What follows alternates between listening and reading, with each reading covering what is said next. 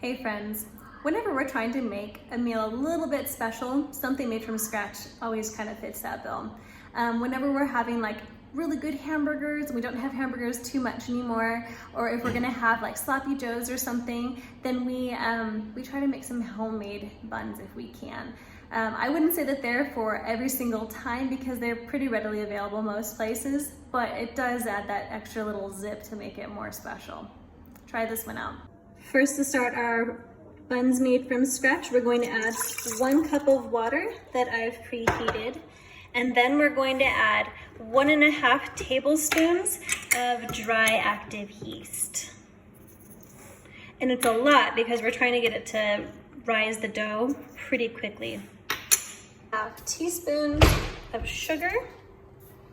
And we're gonna add 1.5 teaspoons of salt. And then we're gonna just let it sit a little bit so that the yeast can get a bit active after a good stir. Right, next we're gonna add 2 eggs to our mixture, 1.5 tablespoons of oil. And then we're gonna give everything a little stir. Make sure that those eggs are nice and whipped up there, and then kind of incorporate it into our little foamy mess we've got here. Finally, we're going to add 3 cups of wheat flour into our mixture, and then we'll mix. Okay, finally I take my dough out and I'm just massaging it around until it gets to this little smooth type texture where it's got a little bit of stretch to it here, and I can kind of pull on it a bit. We don't need to work out too much gluten, but we do need to get some so that the buns will hold together. So I'm gonna take this nice ball, plop it in my bowl, and then I'm going to throw a nice little cozy towel on top of it and set it in a warm place in my kitchen and let it sit here for about 30 minutes. All right, our dough has doubled in size and then some. Took a little bit more than 30 minutes, but not much. And I'm just going to gently pat out a little bit of the air. I'm gonna gather at the sides here. We're gonna get it right here, and just a little bit of flour that I put on the counter here.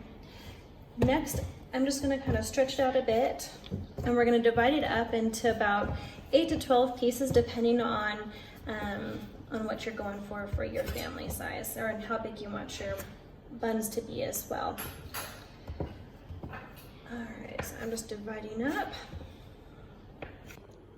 All right, so when we have our dough segmented like this, I'm gonna take the corners here and just kind of bring everything to the back like this.